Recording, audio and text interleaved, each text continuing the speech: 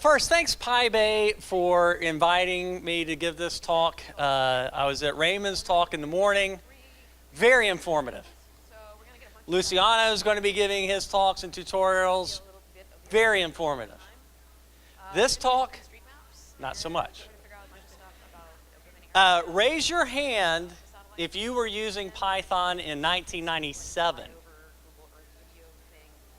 All right. You can raise your hand on that too. You guys were 97, weren't you? Yeah, of course you were. Right, 1996. Raise your hand if you were using Python in 1990. Yeah, think hard. I know. I've got Alzheimer's too. It's a long way in the past. Yeah, maybe. All right. 95? No. 94? Stand up. Barry Warsaw.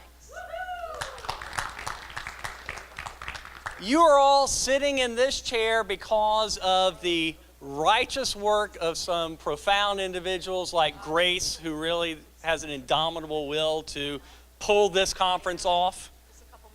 But if you really trace it back to things that happen to things that happen to things, and you want to talk about the top 5 people for why you're sitting in this chair and Python's the #1 programming language, Barry Warsaw is in that top 5.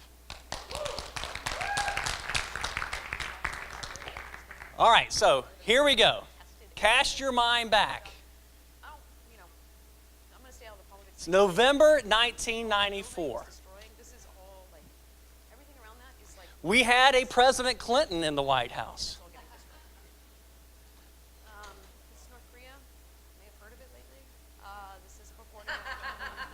#1 movie in November 1994. One can question whether Tom Cruise was playing a vampire or being a vampire. That's up to him.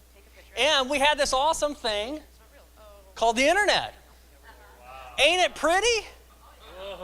And when it was time for the internet,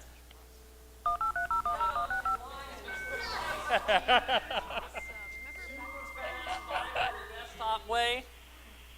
Okay. And what else happened in November 1994?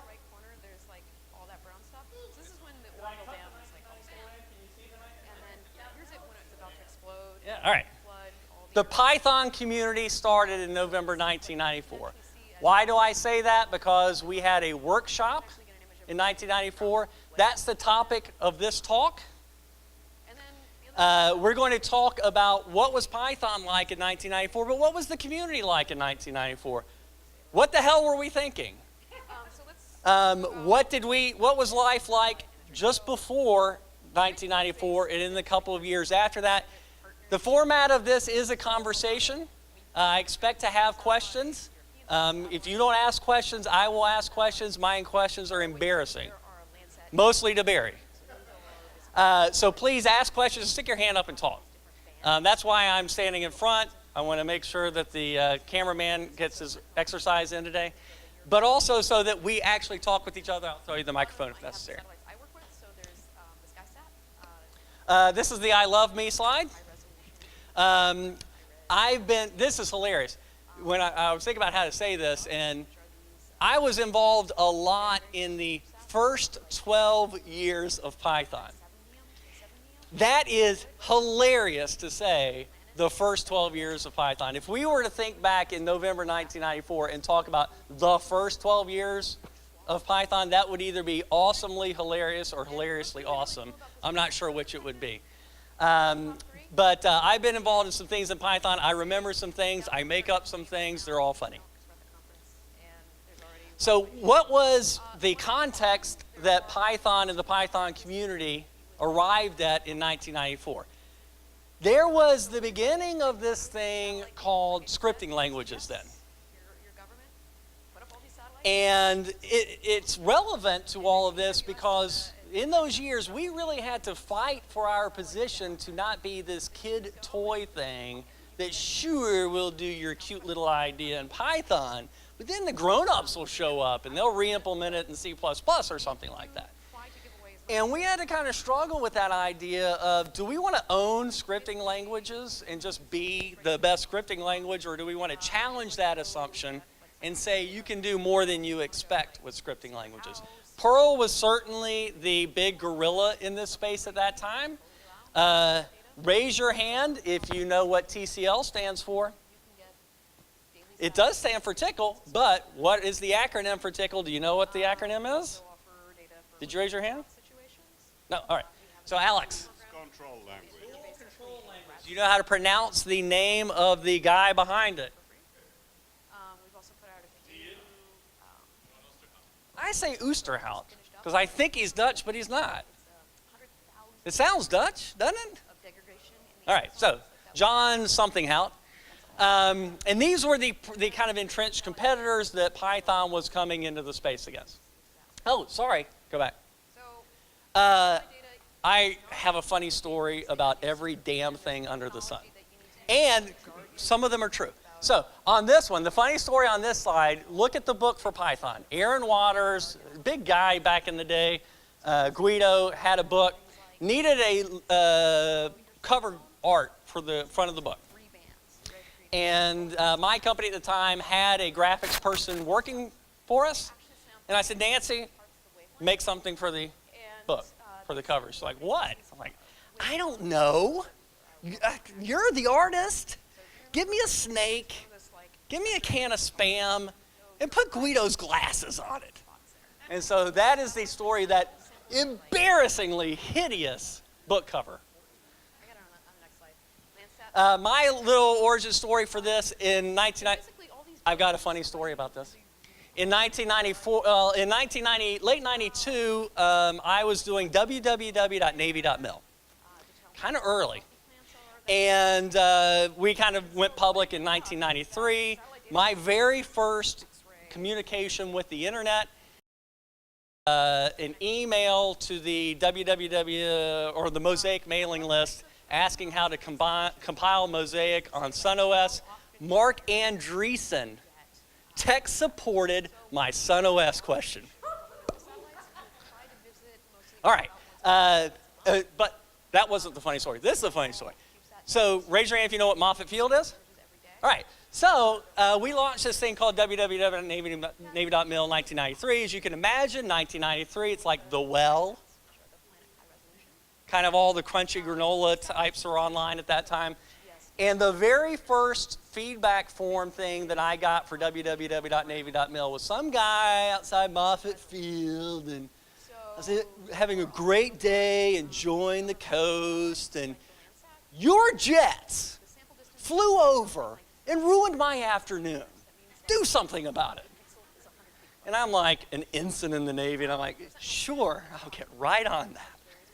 People had bad expectations even in 1993. But I needed a scripting language pre-CGI, before there was a spec for the Common Gateway Interface. And I remember this distinctly. I go to the local bookstore. I go back to the programming language section, and I find this book on Perl. And I open it up and I look at it and I'm like, hell no.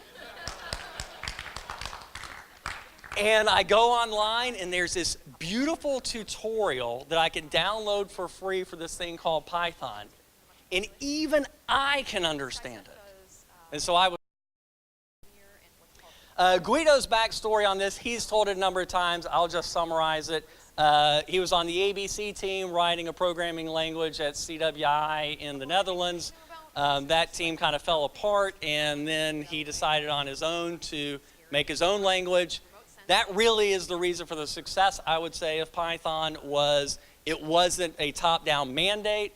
He was scratching his own itch, and he gave the damn thing away for free. At the time, how did we organize ourselves in 1992, 93, 94? Well, there was a mailing list. Well, you're familiar with mailing lists. Well, this mailing list was an aliases file that you got on by emailing Guido. And as he said at PyCon, the big leap forward for the community for him was when somebody else edited the aliases file. This is the first email to the quote-unquote Python community, like, hey, Houston, we've arrived. This is the second email. Has some funny things in it. I hope you can read it. The idea that beta testers, so Python itself was in quote unquote beta at the time. So I thought that was kind of funny. Then he has to explain internet etiquette that greater than marks are quoting. So just to let you know, I quoted this message down below. Now on to the survey. Right above where the pointer is, there's this thing that says UUNet. Raise your hand if you think you know what UUNet is. All right. I realize some of you were prenatal at this moment. So on to the next slide. This is the Wikipedia page for UUNet. The interrogation continues. Raise your hand if you know what POTS is. Joel, what's POTS? Plain old telephone service over the UUCP protocol. User-to-user copy? Is that right? All right. That's the way we communicated back in them days. All right. This is my first email to the Python list. Raise your hand if you know me. Okay. Okay, Nate, read that real quick while I say some blather. So this is my first, this is like my second email maybe in any kind of public archive. And so this is my first email to Python. Nate, is that the most quintessentially, hilariously Pauly email? Talking about persistence and HTML generated on the fly and like, Jesus Christ, give it a rest. All right, next. This one's funny. This is still before the workshop. Guido bitching about lambdas in 1994. Some things never change. All right? Turn that one off. All right. He didn't say syntactic sugar. He says syntactic in there somewhere. So he refined his argument over the years a little bit. Next. Going into the conference, and this kind of talks a little bit about the Python culture and community. And no, not that we wanted to hit Guido with the bus, but that we were thinking about things like governance, how we ran ourselves, how we were going to scale in the future and stuff like that. And this expression, like benevolent dictator for life, what if Guido got hit by a bus? Some of these are seeds being planted rather early in the DNA of what later became the Python community. Why does that matter? Because Brett Cannon says, he wants to autocomplete what I'm about to say. Come for the language, stay for the community. Well, you wouldn't want to stay in a community that sucked. So we're talking a little bit about Python 1994. What was put into Python in 94, 92, 93, 95, 96, etc., that would make you want to stay for the community? I wasn't going to ask that question. I was going to ask another really quickly. What was the time that the Perl guy got sick? Was it around this time or later? Oh, okay. I've got a funny story. Well, I'll go ahead and tell the funny story.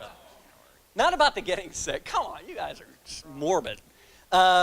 Guido told a story that in like 1999 or so, he was invited to a Perl conference. And Larry Wall is sipping his coffee, and he looks up. Do you remember this?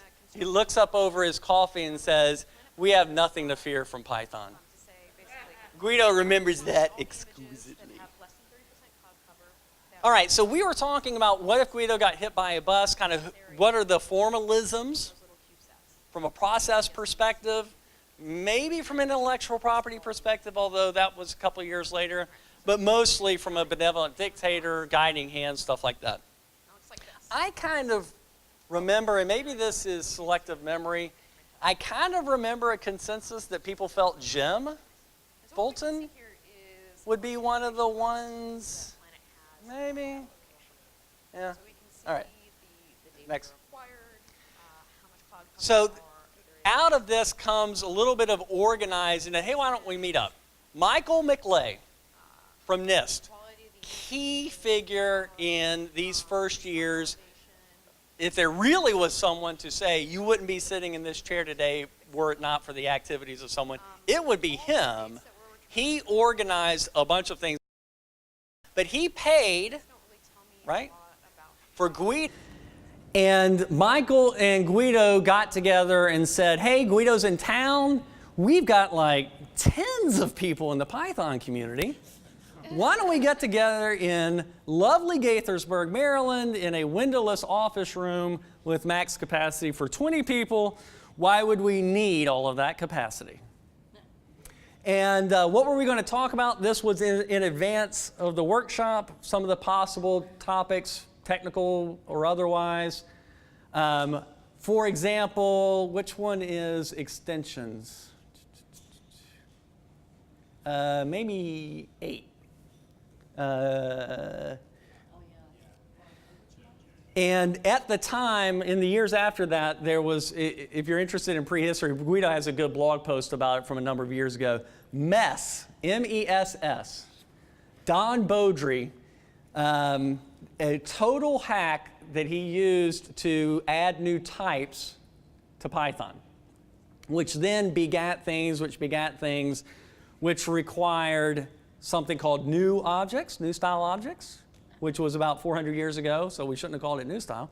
But whenever you subclass in Python 2 from object, you are tracing yourself back to that bullet point and saying, I want to opt out of all of the BS we discussed then. Number 11 is funny because Michael McClay and I spent time writing bylaws at this workshop. Stupidest endeavor ever.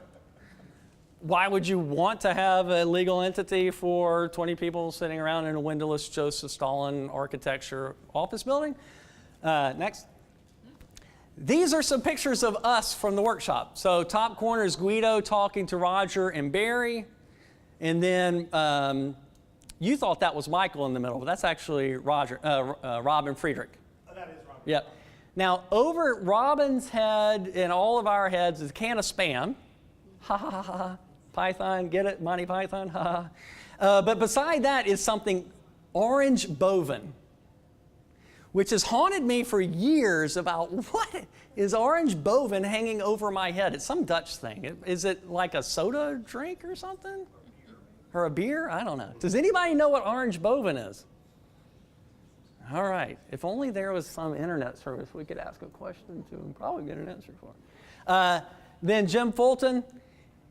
This is an authentic photo of what Barry Warsaw looks like on the inside. Most quintessential picture ever. And then this is a picture of me before I got married and learned you can spend more than $5 on a haircut. What was that conference like? Conference, 20 people. What was that event like? It was energetic, but you didn't have any feeling of some big shift in the universe, right? I think we felt like things were going to get a little bit bigger in the coming years, but it wasn't going to be some big, huge thing. But it started the momentum. When you meet face-to-face with people, you get a different dynamic. You got something to add? I have one thing to add about that. That's kind of interesting from that time period. So one of the guys was, he worked for ILM. Oh, yeah. You remember him? Mm-hmm. Yeah. So at that workshop, he said, you cannot say that we use Python because it was a competitive advantage.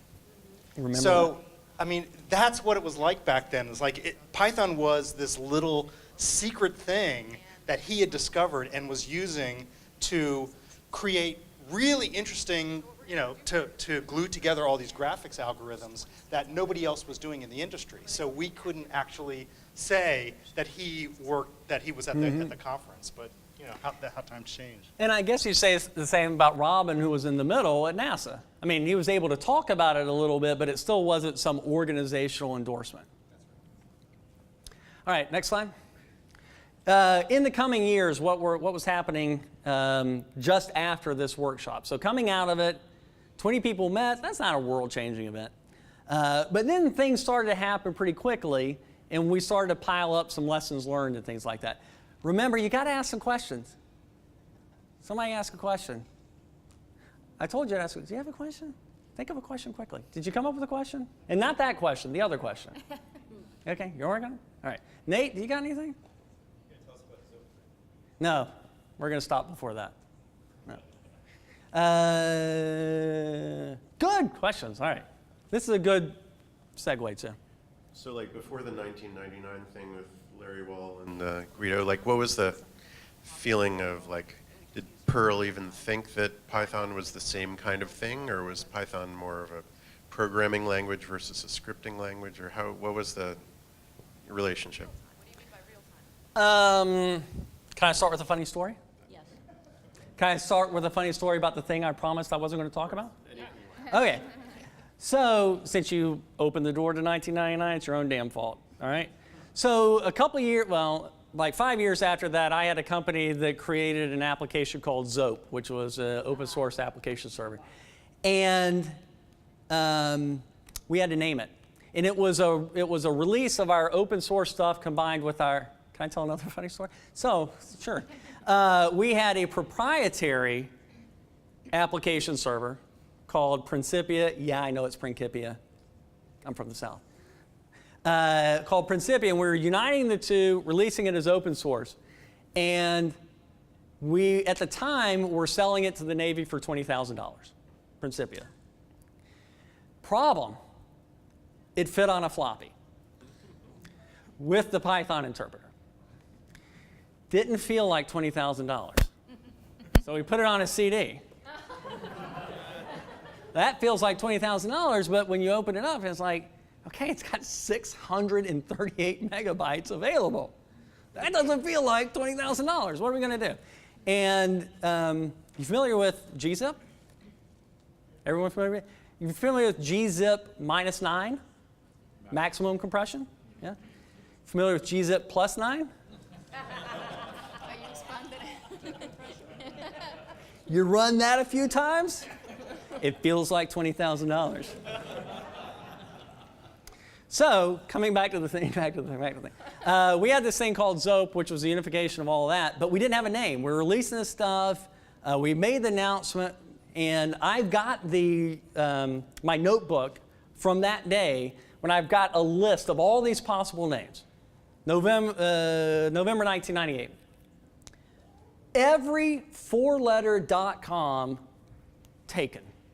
I've got lines through everything. No, that's not available, that's not available, that's not available. Number 40 on the list, ZOPE. It's available.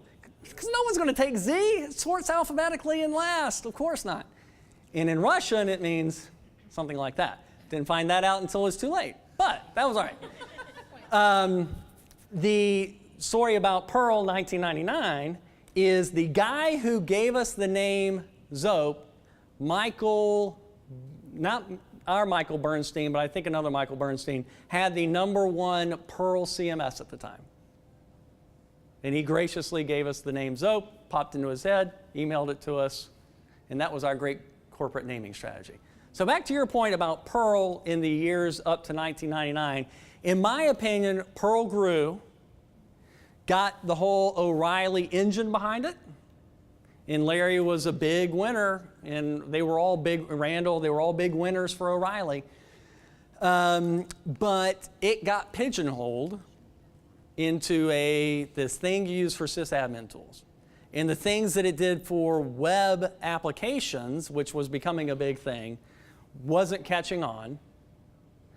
And then they went into the whole Perl 6 thing and stalled the universe. Spoken from someone who did Zope 3 who stalled its universe. Wait, we had another question first. Did that answer the question? Yeah, All right. thank you. Does anybody else have any theory on Perl crashing and Python succeeding? Did you have to implement the +9? So they exploded at that point. If you were writing a web application in Europe in the early 2000s, Yep. you didn't write it in Zope, you would have to explain Python. So there is a theory that Zope helped Python beat Perl. When we did the first Zope track at IPC 9, the snow one in Arlington, we had like a third or a half of the conference was over on the Zope side, but we isolated ourselves from the Python side, and then that theory stuck that we weren't really part of Python. So, but that might be part of it. I might be thinking of zip. Oh, it's just you've been involved in Python since '94. Just curious. It's 23 years. Why?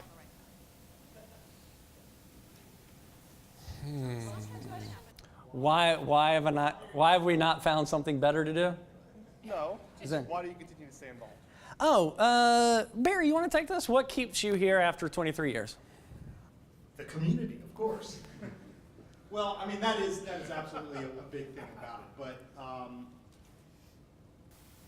I think that for me, just looking at it from a language standpoint, there's no other language, and I used to be like learn every single language that came 10 out, and I minutes? still like to dabble in new languages. But for me, I find that Python is the most direct route from I have an idea, I have a vision, to working code. Like there's no barriers in your way. There's no obstacles that you have to deal with. Everything's right there. The battery's included. The amazing wealth of libraries on PyPy, right? So if I have a crazy idea, it's almost like it's like muscle memory. It's like you don't even really have to think about it. It just actually kind of magically becomes working code. And that's, for me, why I stick with Python. I'll give a more circuitous answer. I coach girls lacrosse, fastest sport on 2 feet. So I'm all into the girl power thing. And about 10 years ago, Python decided to change its gender story and actually came up with a plan and put money behind it, and damn if it didn't happen. And that's the kind of thing that makes me want to stick around. We'll go here and then back here. So I'm just wondering, how did PEPs come about? Oh, yeah. I'll let you say how they came about, but I was thinking about that when preparing an hour ago, and then I thought, I can't tell a funny joke about it, so I'll skip it. But I really believe PEPs, as an institutional process, are as valuable to Python as async, any of the major technical features. Just like the foundation is a stunning achievement for the community. So, yeah, PEPs, I like backronyms, okay? Right, for those who don't know, a backronym is you come up with the acronym first, and then you come up with the thing that the acronym stands for. And I like funny sounding words. So, like Fluffle was one of those, but we'll talk about that later. So, when we were working for CNRI also ran the IETF conferences. So the IETF is the Internet Engineering Task Force. I think that's what it stands for. And they're the ones who come up with the RFCs. So if you look at RFC, 822, right, it defines what an email message looks like. We got to a point, so because we were at CNRI, we were sort of more intimately involved in the IETF and how they do standards. And we observed at the time that there were so many interesting ideas coming in, being proposed for Python, that Guido really just didn't have time to dive into the details of everything. So I thought, well, we have this RFC process, right? Let's try to mirror some of that so that we can capture the essence of an idea in a document that would serve as a point of discussion, and that Guido could sort of let people discuss and then come in and read the summary of the discussion. And so I was just kind of thinking, well, PEPs, that's kind of peppy, that's kind of a funny sort of sounding word. So I came up with the word, and then I backronymed it into Python enhancement proposal. And so then I wrote PEP 0, and which was actually, PEP 0 was originally handwritten, and PEP 1. And so I was the first PEP author because I came up with the name PEP. But the really interesting thing is that you see the EP part used in a lot of other places. Like Debian has DEPs now, and I think GNOME has them. There's a lot of other communities that have these enhancement proposals. So it's kind of interesting. And then the format of the PEP was directly from sort of that idea of the RFC's standard. So that's kind of where that came out. If you still have the handwritten version, you could make tens of dollars on eBay with that. Joel, or before I get to Joel, was there? Yeah.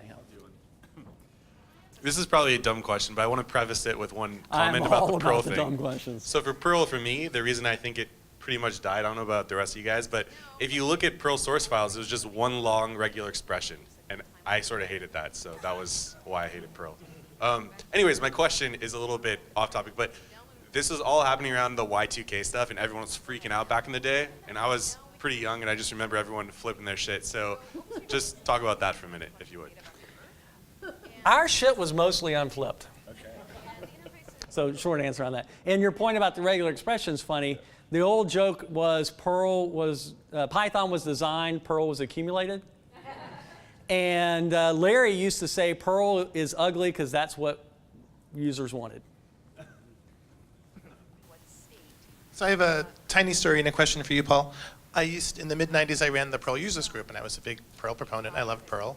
And the Perl user group presentations where someone would stand up and give a presentation, and the questions were kind of like, on slide 16, you used the $_ operator, and you could have used the % sign. Don't we all at some equal point in operator life? And save one character, and the presenter would glare, and the audience would glare, and then we'd go out and get beers. And I learned Python because people said Python might possibly infringe on Perl. So I learned Python so I could give a presentation to the Perl user group about how terrible Python was and how that would never happen.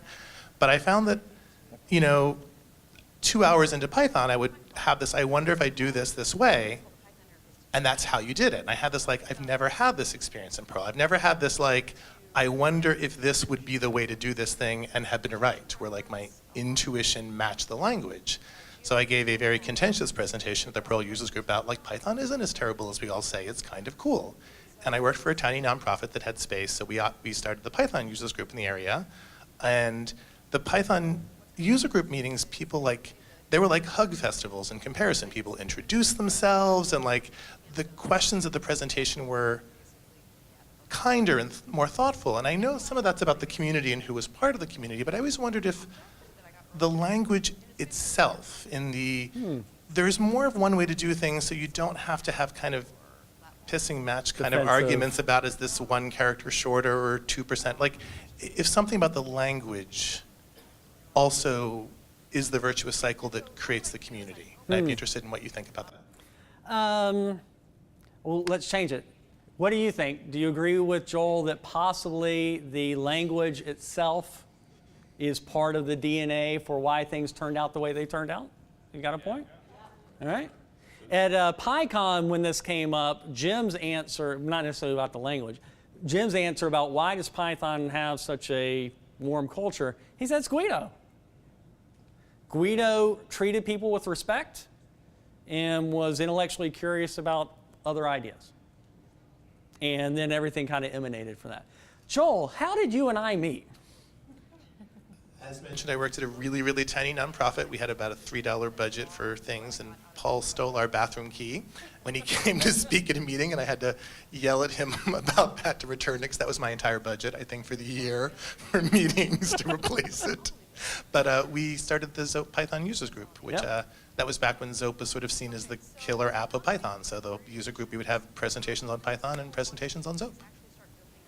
The bathroom key story's funny. All right, Alex. I wrote you back, I tweeted you back to ask, did we meet in Göteborg? Is that where we met? Probably. All right. At EuroPython? So I'd just like to comment about the beauty of Python coming from Guido's demeanor. That would kind of imply that Larry Wall is a horrible person. He's not. He's the sweetest person you've ever met. So there must be something else. All right. Sorry. That's also. Larry Wall, specifically Perl 5, is how I first heard of Python. Oh, yeah? In his introduction to Perl 5, essentially the new object model, says, I got inspired by another programming language called Python. I'd never heard of it. I say, okay, since I don't get the beginning from the end in this new, what's a bless again? The new Perl 5 object model. Okay, let me study the Python first so I will understand the new Perl. Never went back, of course. What year was that? When was Perl 5 launched? Does somebody have a Joel, do you remember? web machine? Yeah. Right. A bit later than the time. All right, we'll go on to the next slide. What was coming up? Well, we had a crap load of this on the mailing list. These went, as you can imagine, on and on until suddenly they just stopped. Next. We had another workshop in 1995, kind of early 95. Organized a bunch of things on that. Up near the top says Jim Fulton, Menlo Park. Jim organized Spam 2 and Spam 3. That was how we called the conferences back then. We formalized ourselves into the Python Software activity, a precursor to the Python Software Foundation. As I remember it, it was kind of this CNRI thing to make a little bit of money and hold no rights. Is that a good way to put it? Yeah, and that's specifically why it's called the Python Software Activity. Not as so, Not so formal. yeah. And Bob Kahn, the head of CNRI, who likes to advertise himself as the creator of the internet, was the one funding all of you for Python activities at the time. And I always remember, I always forget his wife's name. Patrice? Intellectual property lawyer who had some impact on Python. Next slide. We also organized ourselves into special interest groups.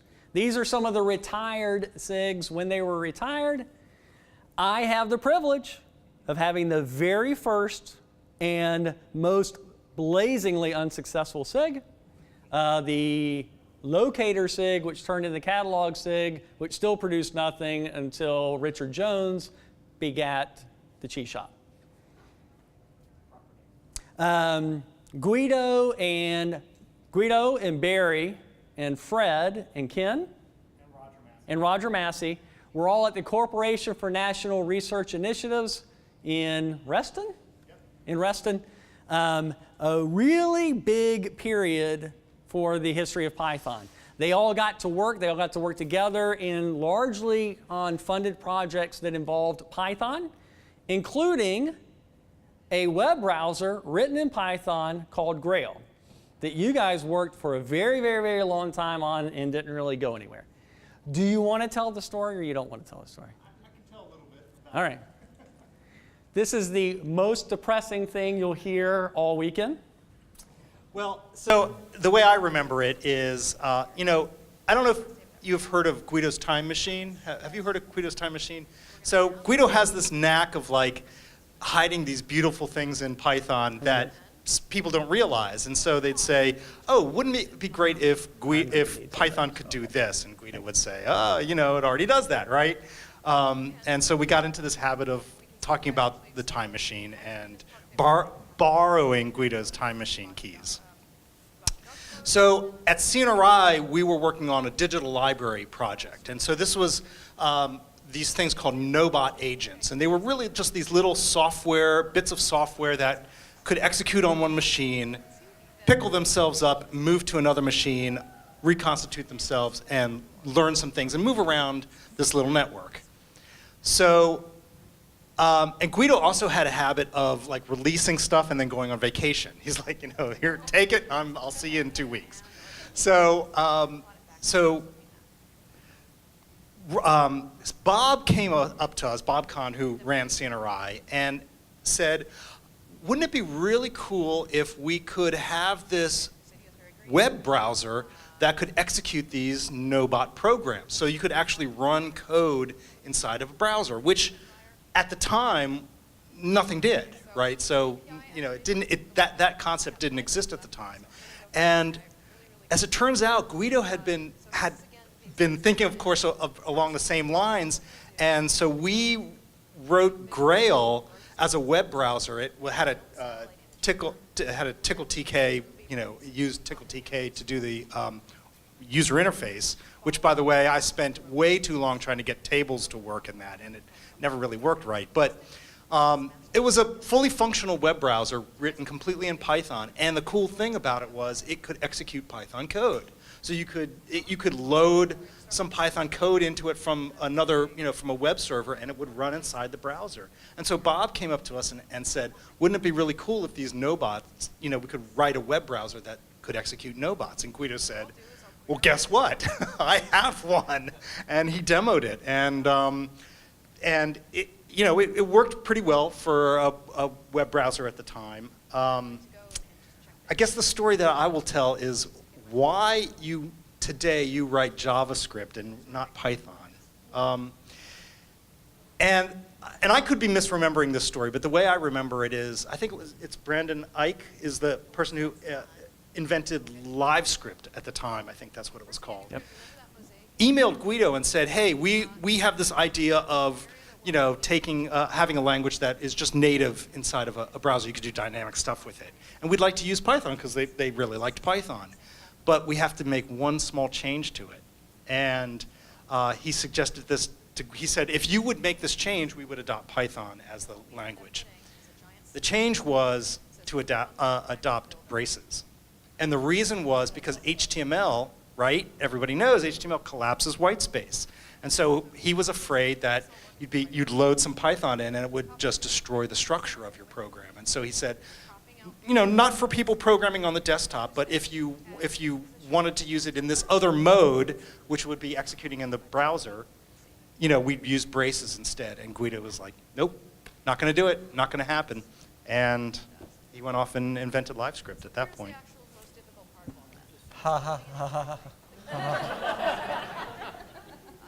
But was it sandboxed at all? Or would it just go ahead and execute the system rm -rf?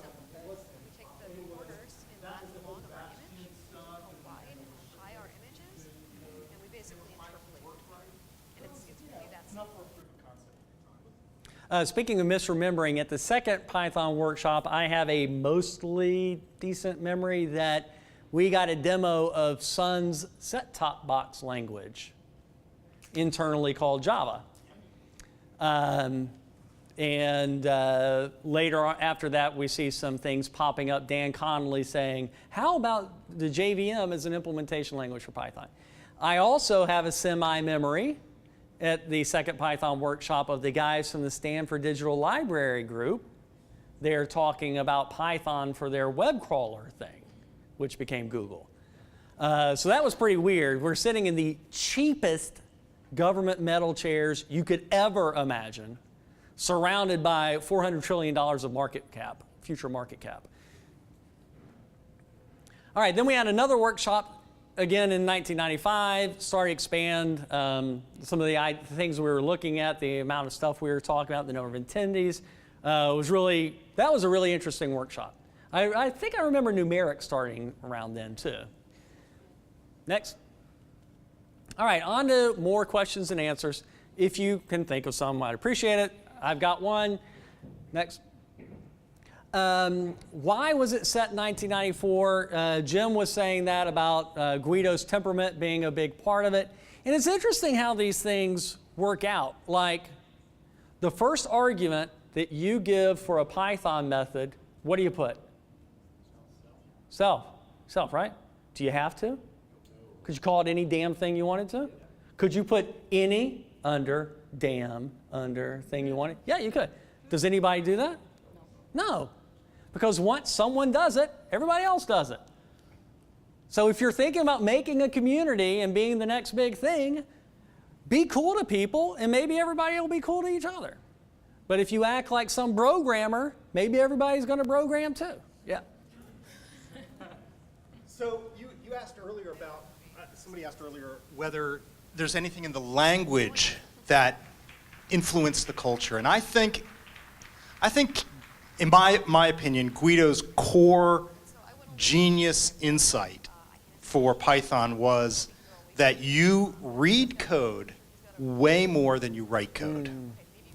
And I think that has an implication for how you share code with your colleagues and your open source colleagues and your work colleagues. I think that has an influence on the mindset that you use when you write code, because you're writing it as if you're going to read it a year from now, and all these other people are going to read it a year from now or next week. And so that notion of having a language that expresses the intent for other people to read, because other people are going to read it way more than you're going to write it and save time with 3 characters, writing 3 less characters. I think that has an implication on the type of culture that grows out of that. So Yeah, that's a good point. Yep. Do you have any funny stories about import this? I have a funny tangential story to that. I'll get back to that. Along with that, I think that the idea of there's one way, best way to do things means that everybody's kind of doing things the same way rather than having these staring contests and fights over, well, I'm a better wizard than you are because I can do it in 2 characters and you take 3 and so you suck. With Python, it's like, okay, are you elegant? Are you beautiful? Are you And people doing aspire it? to that. Are you doing it readably so that everybody can read your code rather than as optimized as possible and obfuscated? Yeah. And that makes a difference in how people treat each other, I think. All right. Yeah, well said. All right, before the next question, I'll answer that one with a totally unrelated, your question is an excuse for me to tell a different story. In 98, 99, 2000, my stupid little company got a truckload of VC money. I think we were the last people to get funded before the bubble burst. And we had the opportunity to hire Python Labs, which was Guido, Barry, Fred, Jeremy, and this theoretically real person named Tim Peters. And he's just like the Yeti, Many have seen, but none have documented.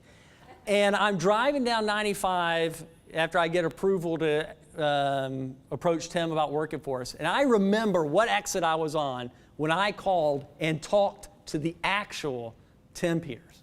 All right. Allegedly, yeah, right. That road in search of excellence? No, that's Tim Peters. So different Tim Peters, yeah, right, different Tim Peters. No, he. I believe I worked with that Tim Peters in like 1992. Would it have been at Cray or at Dragon or Kendall Square? Yeah, that was him. Yeah, yeah. He was famous even within the company. Oh, really? Yeah. We could have an entire. Maybe we should have a workshop on Tim Peters. Did you have one of you have a follow-up? Oh, sorry. Yeah. Am I out of time? Am I out of time? I can wait. About culture setting into itself onto Python, how many of you actually watched Monty Python's Flying Circus?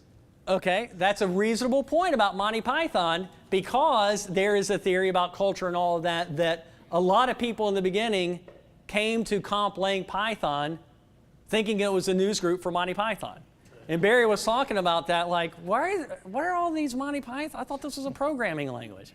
So yes, it is all, the cheese shop, I mean, it is all over the place, woven through, especially the early history of Python. Joel, did you have your hand up a second ago? Over here. Did you have your hand up? One of you? I just saw a bunch of hands go up. All right, maybe it was about the Monty Python thing. All right, next one, next and last. Or do I have to stop now? Import this. You were going to explain. No, I use it as an excuse for a funny story. You've had enough stories. All right. How many minutes do I have? 0? 3. 3, all right. Why did Python succeed and these other programming languages fail? It's an interesting question. And this talk started, I gave a talk at PyCon Pune last year. And this guy came up to me afterwards and said, what year did you start Python? And I said, in like 1993. And he said, that was the year of my birth. I was like, you jackass. But I started writing notes about what would this kind of talk be like, what would a panel be like, and this was one of the questions that I thought that we in our esteemed wisdom should pass on to the next generation. And then I realized it's all bullshit, that we didn't know what we were doing at all. There was almost no strategy. We were kind of deliberative about the next step, but everything emerged after that. And any attempt to say that we had a strategic plan is survivorship bias. 100%. Now, you could say that there were some other things inherent to the language and flaws in these others and missteps by the others, et cetera. Well, that happens all the time. If you try to grow something, it's all Darwinism. Maybe you'll succeed when you shouldn't. Maybe you'll fail when you shouldn't. Maybe you'll wake up tomorrow and you'll have unicorns flying out of your butt. Lots of things could happen. Success may or may not be one of them, and just be humble along the way. We in Python have become a great success for reasons far in excess of any deliberation that we deserved back at the time. It's your Python now. Take care of it for the third 12 years.